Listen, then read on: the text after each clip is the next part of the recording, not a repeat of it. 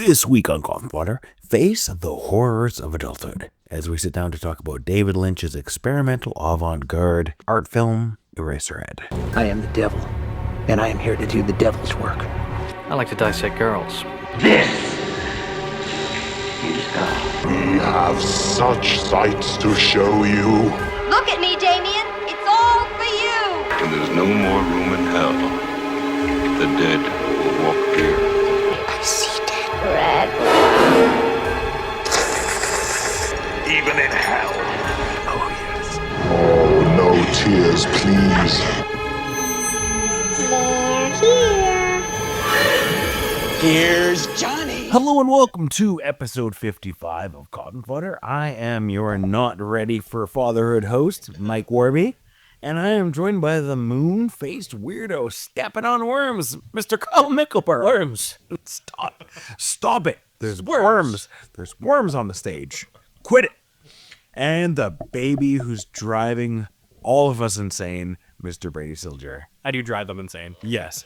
Baby crying. Stop crying. Why are there bandages keeping your organs together? Were those worms or giant sperm? I thought they were fetus. They were I giant. think it was meant to be sperm. I think it was meant to be as He's yanking it out of his lady. yeah. I think it was meant to be sperm because Come on. early, right at the start, you see him having like a vision of like a sperm coming out of his body, sort of floating through space and into a planet, which is meant to. Obviously, It's pretty fertilize the eggs. Yeah, this is very clearly a movie about the horrors of fatherhood. Yeah. But it's the way it explores it that makes it interesting. I agree. It was a lot of fun. You're right. That's what it's about. It's about, mostly the man and his fear of whatever's next, becoming a father, just being an adult, being a husband. Yeah, Fear of life, fear of whatever's next. yeah, it's interesting because I think this is like a lot of people might not like get what this movie's doing, but if you do get it, it is like I don't think it's a great movie, but I think it's interesting because I think everybody, man or woman, but specifically men, because this is told from a man's perspective, but everybody has to go through that arc where, okay, I'm not a kid anymore. Now I'm a grown up, and now I have to start doing grown up stuff. And like it's like a roller coaster, right? You're taking off the kiddie track, Yeah. and onto the grown up track. And then even further, somewhere on that grown-up track is then not just becoming an adult instead of a child, but then becoming a parent with a child. Yeah, That's it's scary shit. I think that's basically what this movie is. Is it's like, okay, now that I'm a grown up, I have to meet a girl and have a kid and Be responsible. Deal with this screaming monstrosity. yeah, and that's like essentially the horror of this movie is just the horror of real life. Yeah. If you make it to adulthood, you have to do this in order to survive. Exactly. Have you guys had you seen this before? I haven't seen this. Okay. I saw it once, but I didn't finish it. Okay. I watched it about 20. Again, one of those many movies that I keep mentioning that I watched. I think I watched it in like 2005 or 2006. Harris, it sounds like you and I went through like a cluster of watching all the horror movies that people talked about right about the same time. It was about my 20s where things like this popped onto my radar. It's because, like, for me, I was hanging out on message boards a lot. That's me too. And so I would see movies of like the most fucked up movies, the best horror movies, the most disturbing movies, the most whatever it was. And that's how I ended up seeing a lot of these movies back in the day. So that's very much how this was ever on my radar. It's just something that I knew was there. I was aware existed. I knew very little about. But like I was saying in the last week's episode, it was you picking Tetsuo that kind of made me think of this. And I thought, I've never watched that movie. And I mean, we've seen the gif of the guy's head a billion times. So I was like, I got to see what this movie's about. And it's David Lynch, who I've watched other movies. I'm a fan of Lost Highway. Oh, so won't be the last time, Mr. David Lynch. It's crazy that this is the first one we have for Lynch because this is his weirdest movie. and it's his first, Yeah, this and Inland Empire are probably his weirdest movies. which is saying something because all his shit's weird. Oh, yeah, they're all weird. Yeah, I don't. So I only watched it once. At least Tetsuo I had watched twice. This I want to watch it again, but I don't think I know what the fuck was going on half the time in this movie, aside from the very basic premise that we've kind of already touched. The end, it started to click in more for me at the end. As I was like, oh, Interesting. yeah, I was starting to get what was going on. Like, there's this existential dread, and like the dread of being a parent, and the dread of being a husband, and these sorts of things are happening in this movie. But it's at the end where I really started to click for me. And Once he finally gets his head erased. yes, Yeah, me too. That's where I was like, okay, I get it. that's when I mean, yes, I get it. I got it before then, but it was like I see where he's going. yes, it was very much. It's like the first time I watched Mulholland Drive, I had no idea what the fuck happened. But then I read like the like clues that he put out of Mulholland Drive, and then I rewatched it. And I was like, oh, okay, now I know what's happening in this movie. Yeah. There's like Blue Velvet is another amazing Lynch movie that I love. Twin Peaks Fire Walk with Me. If you guys have ever seen that one, it's on the wall. It's on the wall. Yeah, that's right up there. I'm a big Twin Peaks fan. Nice. And that's another movie. Like, that's a show that regular people, like, that was the biggest show in the world for a time. Yeah. Really? Yes, that is the inspiration for Lost. I knew that. Yeah. Like, Lost was the follow-up to Twin Peaks. Like, obviously, David Lynch didn't make Lost, but spiritually, Lost was meant to be a mystery box show like Twin Peaks, where the whole point of the show is wondering what's going on. Right. Which is fun. Did Twin Peaks come out before X-Files, or was it around the same time? I think A little earlier. a little. In fact, David Duchovny was actually in it as probably, I won't say the first trans character on TV because I'm not 100% sure, but one of the first trans characters on TV. into this. Yeah, that is interesting. Yeah, because David Duchovny played Denise, who used to be Dennis. Okay. And so when Kyle MacLachlan's character Agent Cooper meets him, I don't know, it's so beautiful because he doesn't like, what the fuck? Like, it's like 1990, 89 or 90 or something, or 91. And he doesn't do like what the fuck? Yeah. Like, he's like, oh, Dennis, what's going on? And he's like, it's Denise now. And he's like, okay, cool. Yeah, it's just chill. Yeah. And I'm like, that's the world I want to live in, man. Yeah. Yeah. A world where you just meet someone who look a little bit different. And you're just like, oh, You're still the same asshole. I still love. exactly. You're still the same person. Yeah. I agree. Yeah. Personally. Yeah, None of it's ever meant anything. absolutely. It's just, you are still the same human being that I know. Yeah. You still suck. Still don't like you. Yeah. You fucking piece of shit. You were a piece of shit before. You still are. You were a piece of shit when I first hit the flush on the toilet. You came back. Just a turd wrapped in a different action. You're still in there, and you gotta hit that fucking button again. Anyway. You fucking piece of shit. Anyway, yeah. So this is a movie. Eraserhead is a film about a guy who's actually Jack Nance from Yes. from Twin Peaks. Yes, Jack Nance. Jack Nance. He plays the guy. If you've ever seen Twin Peaks, he's the older guy with the mustache. You'll certainly remember him from the first episode where he says, "There was a fish in the percolator." Because there's in the first episode, he served when Cooper first gets there to investigate the murder of Laura Palmer. The coffee tastes strange. He's got much better hair in Twin Peaks. Twin Peaks. It's a lot more normal. I wasn't He looks a lot more like a normal person. Well, since we're talking about it, Jack Nance in Eraserhead is very clearly a David Lynch Stand-in. Yes. Yeah. Right down to the ridiculous hair. Right down to the wall of hair that he has. Yeah. Because David Lynch is, in terms of like film, David Lynch is one of the biggest, weirdest characters in probably film history. He's so fucking weird. Yeah. Interesting. You guys don't know? Do you guys know much about David Lynch? Not really. Oh, Name's David. he's one of the weirdest guys ever. Yeah, I haven't known. Here's a few classic David Lynch stories. Naomi Watts got famous from Mulholland Drive, which is obviously the David Lynch movie. Word. And she became very close with him from that. And then she asked him, she wasn't sure about doing King Kong. And then his response was like, Naomi, the girl who stands in King Kong's fist will be a movie star. And he was right. She became a movie star after King Kong. And yeah, there's so many weird stories. There's Wasn't she a movie star before King Kong? not quite. She was in Mulholland Drive and 21 Grams and maybe one or two other things. Yeah. But she wasn't a movie star yet. Then she became a movie star. There was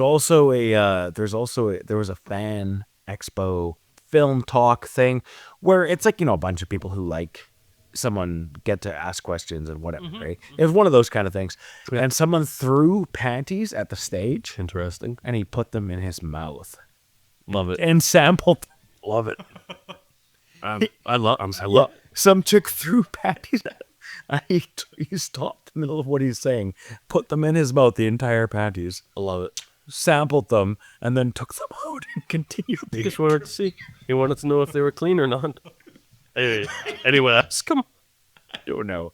Yeah. Just think, David Lynch is such a character. He's so fucking weird, man. He's like the weirdest dude in the world. I love that. And unfortunately, David Lynch is no longer in this world. I think he died about 1.5 years ago. Oh, dang it. But yeah, he was a very interesting, very out there. I mean, I don't know what any of his fucking movies are about. No, I mean, I think that's probably the next natural point to go to is David Lynch. His whole thing was that he's like, if you ask him about his films, he'll tell you that he started as a painter. So that was his first artistic outlet. Interesting. So he still constructs art that way. Well, he constructed, obviously, he's passed away, but that was the way he constructed art. And that's why his movies are so abstract and out there, because he wanted to construct them in the same way he made paint, like a painting. It was like, you look at a painting and it might take you, like, you could look at it for like 3 hours and still be like deconstructing. Not this guy, man. I look at a painting and that's the picture, and I move on. Well, here's a great example. The classic example is The Scream by William Munch. Okay. So The Scream is a man screaming on a pier. And I'm sure everyone's seen this painting. And there's two people in the background. So the question is why is this man screaming, right? So the classic interpretation is that he's in love with this girl and he sees her kissing another man and now he's screaming. It's a representation of his feelings inside. But people have different interpretations of every painting, right? And he's just slept with Frankenstein's chick. Yay, spirit out. Yeah, sorry, this is me getting on my big art house cinema kick, because I went through that time period. I'll still watch just about any movie if it sounds interesting to me, but I went through a big art house kick. Interesting. In my early 20s. So that's where I found Lynch, and that's if you watch, I don't know how many Lynch movies you guys have seen, but if you watch good. Blue Velvet is probably his most conventional movie in terms of his most respected movies. Yeah. Blue Velvet's pretty conventional. Straight Story, The Elephant Man, those are very conventional movies. Yeah. With weird elements. Whereas you get to Mulholland Drive and Lost Highway, Wild at Heart, Inland Empire. In those movies, it's getting progressively weirder. Inland Empire, I think, was the last movie he made before he died. Okay. And that was only 2006. Damn. Interesting. Anyway, yeah, he's a wild guy. Just a total character of a director, of a filmmaker. Well, and this one works because I don't think he's let his art obfuscate what he's trying to say. So even though there's a lot of shit going on in this, and I felt lost for most of it, I think the overall message is actually quite clear. It's quite clear. However, a lot of his other movies I thought were not clear. But mind you, I've only watched some of those. I only watched Mulholland and Lost Highway once, and again, it was right around that same time frame you're talking about, when I was much younger and in my 20s. That episode is coming. Don't worry. Hell yeah. Okay. Mulholland Drive is one of my top 10 favorite movies of all time. Okay. So that episode's coming. Nice. That's why I'm surprised that you picked David Lynch before I did. Yeah, yeah. Mulholland Drive is a fucking great movie. I'm a fan. I just don't know if I'm a fan because I haven't figured it out. And I often wonder if, once I feel like I've established what the guy's actually doing, if I'll give a shit. You know what I mean?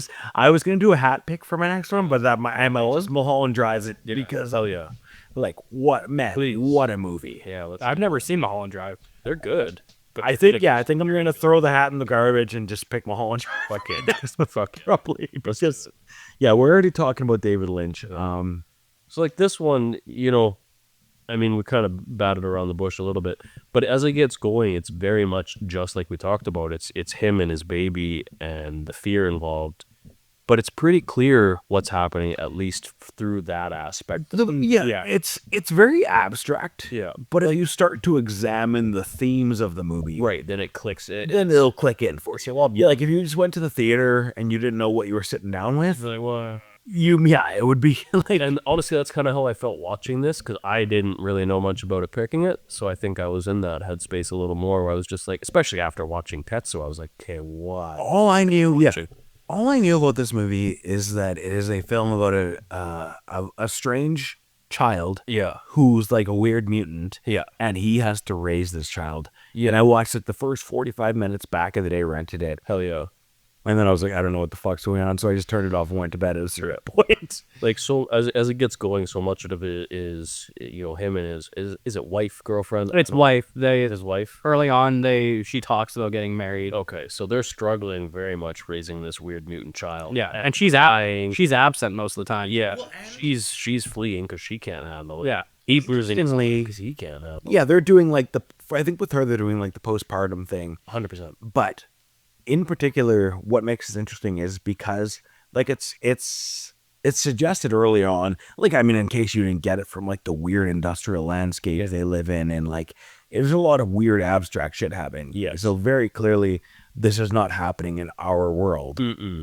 Like it is like a lot of it could even art piece. Yeah, it is. Yeah, you're right. Even the way the elevator door is open when he first goes into his apartment, the way they're like slowly opening, like that's definitely like some sort of like in your mind imagery stuff. It looks like he's in bombed out post-war Europe or something. Yeah. Yeah. But I don't think they say exactly where it is, but I'm pretty sure it's New York. Well, I don't know Anywhere. whether it's meant to be anywhere because it's so abstract. Yeah. It's hard to know. Sorry to interrupt, but yeah, if we get right where it's set, it's clearly supposed to be set in that industrial era where things are taking a turn from maybe what the old world was and becoming what the new world is going to be. Yeah, like I don't think my feeling is that it's not meant to be any particular place that exists in our world. That it's meant to take place in like this world that he created.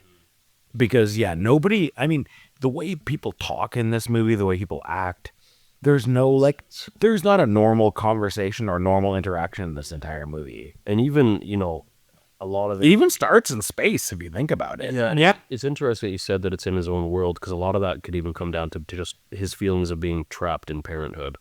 Which, if you've been a parent, especially in those early months when the baby's doing nothing but crying and screaming at you, it feels like you're trapped in being a parent. And interestingly, he has a daughter. I think her name is Jennifer Lynch. But she made a movie in the 90s called Boxing Helena, which everybody hated. So, bummer for her. Good to know. Yeah, interesting. What really made me laugh, it's kind of jumping really far ahead, but when I can't remember his partner's name. Or do they really even say they? I don't think any of the characters have a name. I think this is very much, it's funny, especially since Kyle hadn't picked this, or hadn't seen this when he picked it. Because, once again, I believe the main character he has a name. What the fuck? Hold up. Does he? The two main characters have names. I also thought it was... Jack Nance is Henry Spencer, and Charlotte Stewart is Mary X. Correct. And the rest of the characters are like her dad is Mr. X, her mom is Mrs. X, and the rest of the characters just have descriptions of who they like, what they are or whatever. I also thought it was pretty cool how much overlap there was between the two movies. Having gone into this blind, I thought it was pretty funny. I was like, this was a great pick to pick after Tetsuo. Yeah, that blew so fucking well. I would actually, being that I haven't seen this before, I was shocked how like similar the movies were. Me too. Like, even though Tetsuo was a little more batshit, and this is more. They're different. This is a little more conventional, but Yeah. by normal, like, if you hadn't just watched Tetsuo the Iron Man, this would be the weirdest movie you've seen in, like, For sure. Oh yeah, at least 6 months to a year. But by comparison, suddenly this movie feels like it's being narrated play by play to you because it's so much more coherent. Because at least it has, like, a plot structure. But it's interesting, too, that you talked about how abstract they are, and they both are, and they're both movies that are only telling the story through the imagery. I shouldn't say only. Certainly Tetsuo is only telling it through imagery, but Eraserhead has a little more going on for it. There's a little more dialogue, but it's still very abstract. There's almost no... Yes. Like, if you were to... I'm going to sit down and read the screenplay for Eraserhead. Yeah, within 5 minutes, you'd be done. This is dribble, yeah. Because there's almost nothing. There are moments that are quite obvious. We talked about the worm. To me, I thought that was actually quite obvious that she was dancing around the sperm stage, and then she comes home and Henry's ripping presumably someone else's sperm out of his wife or his so that she doesn't get pregnant again because one baby was enough. Yeah. And as we go on towards, we might as well just get a little crazy with it, but as we go on towards the finale and the baby pops off Henry's head, you thought that was a pretty obvious one, as like the baby's taken over his persona, this identity, and suddenly he really has lost his sense of self, and it's just him. I just that's so interesting because I've seen this, like I never watched the movie throughout. Yeah. Eraserhead is a legendary movie in terms of like art house cinema. Okay. I always thought the reason why it was called Eraserhead was because the baby has like a weird shaped head. Nope. But that's not the case. No. The reason it's Eraserhead is because you create a legacy And it erases. and then erases you. Yes. Yes. Like that is by the end of the movie. Yeah. It's like, oh, that's what this movie is. For sure, that feeds directly into what else has been on quite clear display, and that's the fear of parenthood. And I think in Henry's fear is that he will literally be erased by his child. And the fear of commitment, the fear of losing yourself, like the fear of being. I feel like ultimately this movie is the fear of being put on a track. Yeah, For sure. Like you're an adult. now you're a parent. Now you find a girl. Yeah. Now you have a kid. Now you have a job. Now you have a career. Yeah. And then from that point on, now you're on the track. And now you are a career man who's a husband, who's Yes. a father. And that's you'll just- never be anything more than a father and a husband and an employee. Exactly. That's you for the rest of your life. And I think this movie is David Lynch's terror of being put onto that track. Of him being like the joy and wonder of childhood gets replaced by the the thing that everybody has to do. Yeah. I think that's exactly what it is. And I think this movie's pretty fucking awesome for the way it conveys that. I think maybe some people might miss it, but I think a lot of people would put that together, especially if you've been in those moments and you are a parent. I think it speaks to you quite clearly. For 100%, because like when I was watching this as a young man, I didn't get in. No, you wouldn't. I was just like, I don't know what even this is, and I just turned it off at a certain point because I was just like, Yeah. I'm not enjoying this, and I don't know what the fuck is happening. And even like Brady, you're sitting here as a man with no kids. Interpretations from you on some of that? Not to put you on the spot. I didn't really have any like. The movie was weird to me. Yeah, Because I don't have any ties to the idea, but like I enjoyed the movie. From what I watched, I was like, shit, I gotta check out more of David Lynch's stuff. Yeah. But like I've seen the memes and stuff of like Jack Nance just standing there with his mouth open. Yeah. And just the giant fucking hair. Which is one of the final scenes of the movie. Yeah. Actually. Yeah. Is that not also the cover for the movie too? It is. just about. Yeah, I don't think his mouth is open on the It's cover. not literally the things exploding from his head, but You can clearly see that there is a scene. Like it's one of those movies where there's not an arranged cover. You can clearly see that the cover is just a shot from the film. that's one of the bigger shots of the film too, for a reason. That's I believe that's right around the time where his head is being erased by baby. There's something crazy happening during that, but it's like I can see why that was picked as the title shot. Yeah. So watching this for the first time, when his head gets knocked off and the baby pops out, Yep. the kid on the street and the homeless person are almost fighting. Yeah, try Over the head? over the head. The kid takes the head to a random store. He walks in and they're Yourself. He sells it to the fucking guy, and they're making their erasers. I was like, is that why it's called Eraserhead? I was like, Well, I think that's meant to be the metaphor. Is like, obviously you can't. I don't think you can make pencils out of a person's. Because they're mostly wood and rubber, so I don't think that's a thing that could happen. do you know how they make pencils? It's meant to be a metaphor. Yes. Even after his head's been popped off and he's erased, the system's still using him and finding a use for him. Yeah, he's being erased by his progeny. Yeah.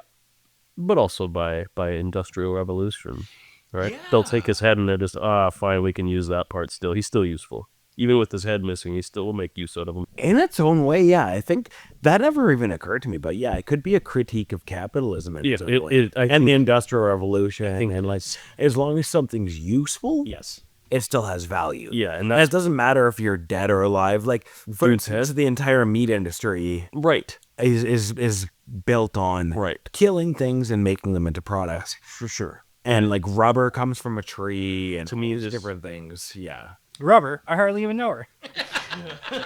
I did it to a Kyle. You son of a bitch! He's gonna fucking sell you. You stole my bit! You stole my bit! He stole my bit. I've been carefully cultivating that over the past 3 episodes or so, waiting to drop it. Do you guys know what because he takes a thing out of the mailbox, and it looks like a worm or something, but he curls up like it's our earring. Do you guys? Did you guys get that? It's probably meant to be another sperm representation. Because he keeps in that box in his room. He's got that special layaway jism. I don't quite get it myself. Yeah, sometimes you just shoot it in a box. Sometimes you just save it for later. He mails it to himself. That's how his wife got pregnant. Yeah. Well, and that's interesting because that's your first inclination that this world does not follow the standard rules of reality, because he goes for dinner with her and her family, and he doesn't have sex with her. Yeah. And then she's already pregnant. Yeah. Did you have intercourse with my daughter? Did you have intercourse with my daughter? What worm did? Yeah, and okay, this is something that I wonder what your guys' interpretation of is. What is up with the mom trying to make out with him? I don't know. I didn't get it. I thought maybe because she thought he was screwing around with her, that I want a taste of the pie. Is she trying to preserve her own legacy? Like the fact that you have kids and they're younger and more attractive than you or whatever. Like that was the only thing I could think of, was that she's old.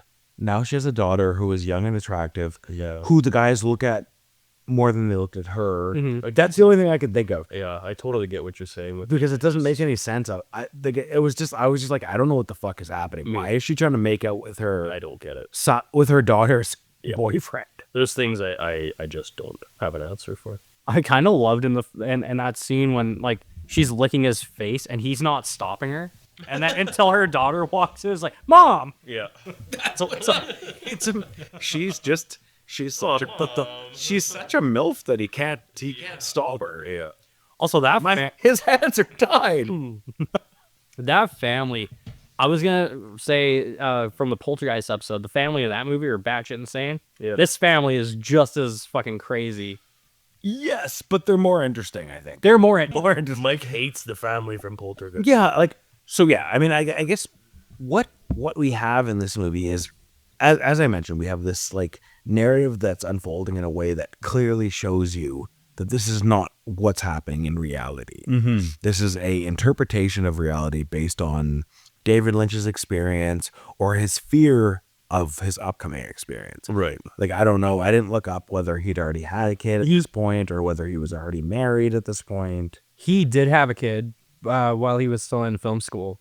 I looked it up, and then once he quit film school is when he made this movie. So that's right. He probably just got out of having a small baby in his life. I think the kid was maybe a teenager at this point. Oh, okay. I'm not 100% sure. I didn't look that deep into it, but I know he did have a kid. I see.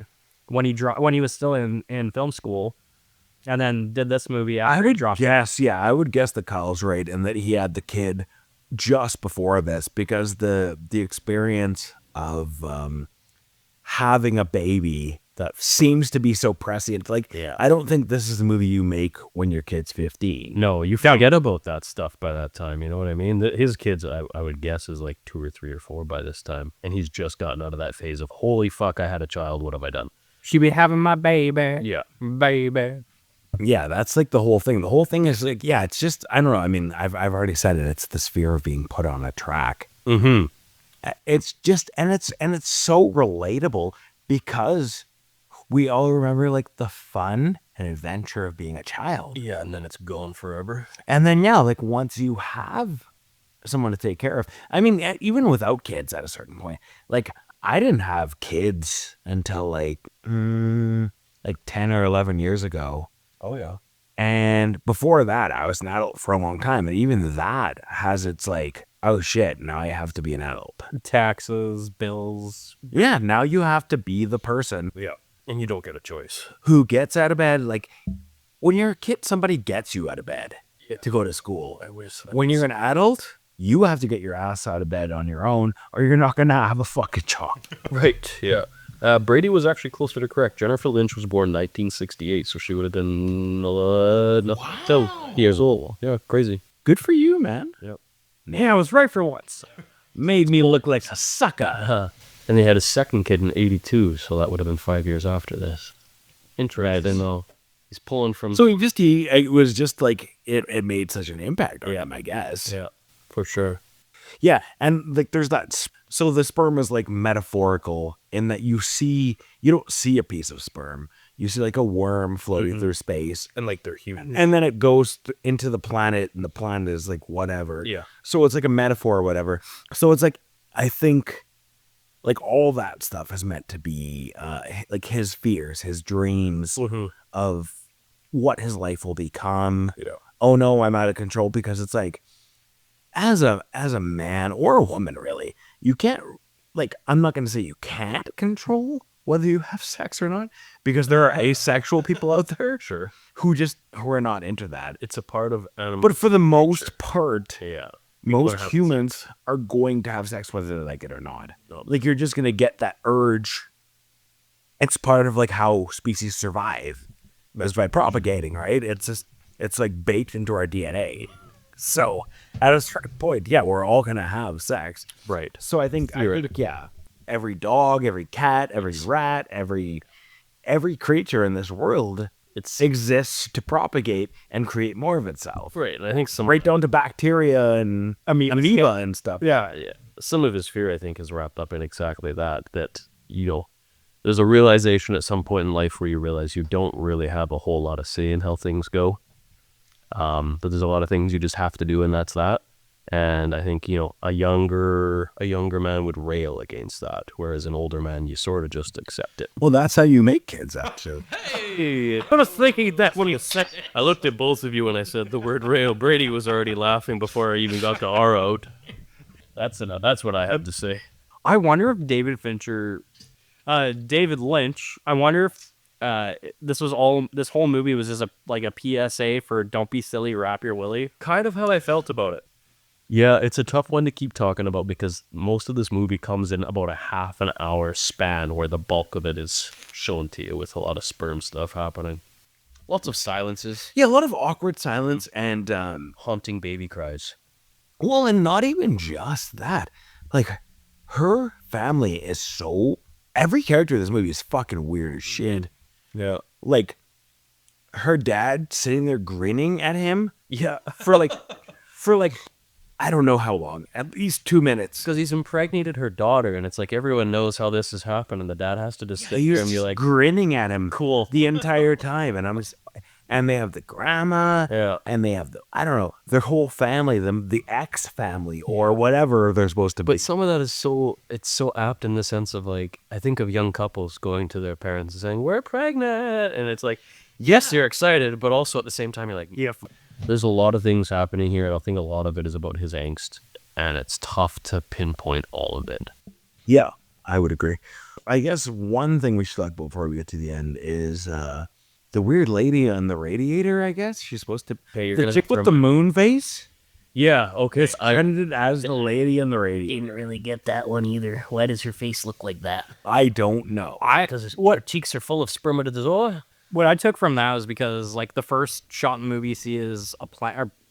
I don't know if it's the moon or just a planet.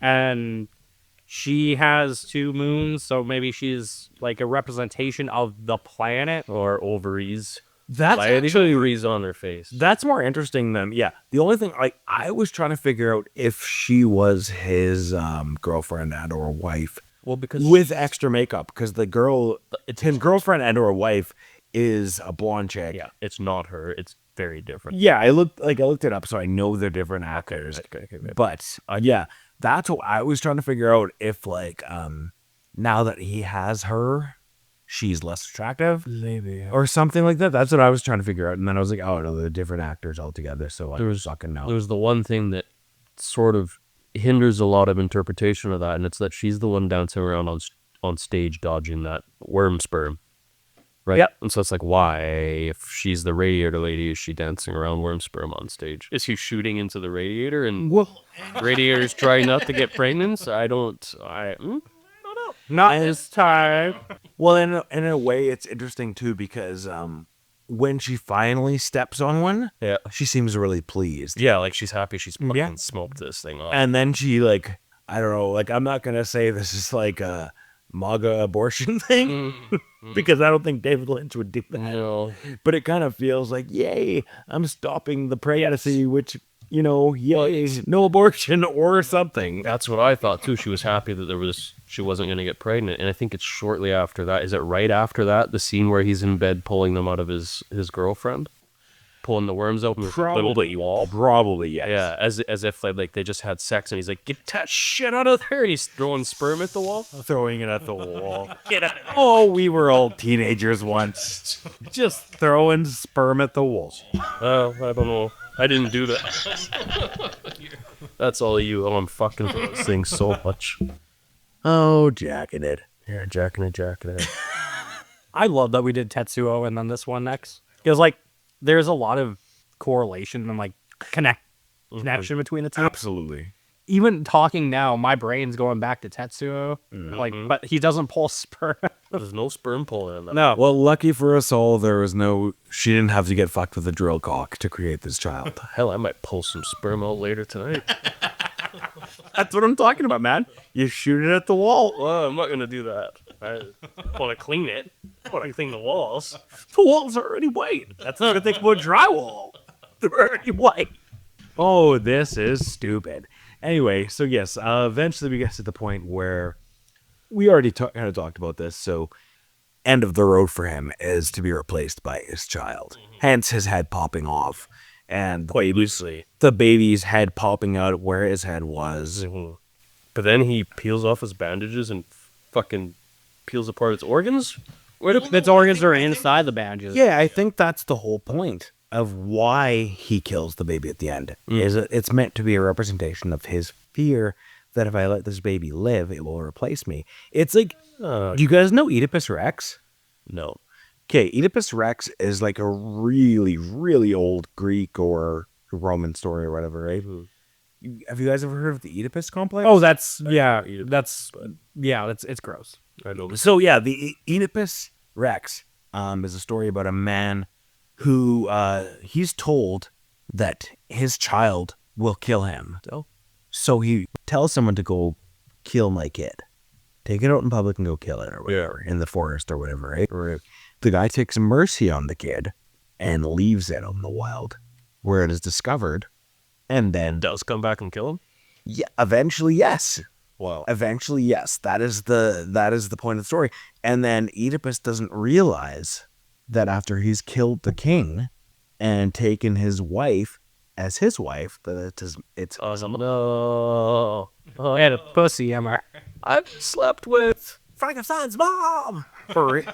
But for real, that is the point of the story. Like, so it's like, it's interesting because it's like that dread goes back over 2,000 years. Yeah, for sure. This is something that's deeply ingrained in humanity, I think. Yeah. Well, there's a lot of stepmom shit on fucking certain websites. Yeah. Anyway, like honestly, good story. Short but good. And then, in case you're curious, the mom kills herself, and then he jabs his own eyes out with. It's like I can't look at this world where this has happened. I'm fed up with this world. For real. I believe he wears like a tunic of some kind, and he pulls the bruises out and goes, yeah, it's kind of awesome, to be honest. Kind of metal, kind of gnarly. Fuck yeah. He killed the baby anyway. Yeah. R.I.P. Yeah. This is one you should watch rather than listen, to be honest. I mean, I guess all of them. Like, Tell them that, dude. Listen. yeah, watch this shit. Watch this stuff. It's cool. That's my final thoughts. Like Kyle said, watch this movie. Listen to the podcast first, though. Yeah, first or last. Well, because we didn't really spoil too much in the film, other than this perm porn. There's not that much to spoil. No. But I think we spoiled it. All of it. We are good at that. Highly effective. I enjoyed this film, Me too. and I'm gonna give it a rewatch too. I 100% am giving this one a second watch. If I again, so many times I wish I could have watched this once more before yapping about it, but sometimes it's fun to only watch it once and have no idea. Yeah, I like I said, I've seen the meme quite a bit of just His face. everyone just referring to it as Eraserhead. Yeah. But because we're also horror movie fanatics, that kind of just pops up on the interwebs. Yeah, this is something I needed to watch. And I'm glad it got picked. Like, I probably wouldn't have just picked this movie to watch randomly. Unless it was picked for the show. Nor would I. I probably would have never seen this movie all the way through if you hadn't picked it. So Yeah. I'm glad that you picked it, because at least I got to see the entire thing. Because Eraserhead has, like, it's one of those movies with like a legendary. It is. Just Yeah, for those of you that don't know, it's everywhere. People talk about this constantly when horror movies are brought up or weird movies are brought up. It's always in. if you're a film nerd and or horror nerd, Yeah. this is one of those movies that gets talked about all the time. Yeah, it took me 2 sittings to watch this because the baby crying was so fucking triggering. I had to stop it.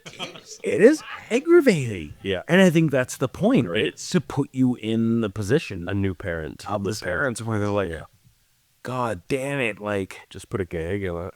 I tried to bring this up earlier, but we kind of lost tangent. When she's yelling at the baby, shut up, shut up, shut up. And then he, later on, when he's making whoopee with the Baber, With Goldberg, yep. he covers, like, the baby's mouth. interesting. Yeah.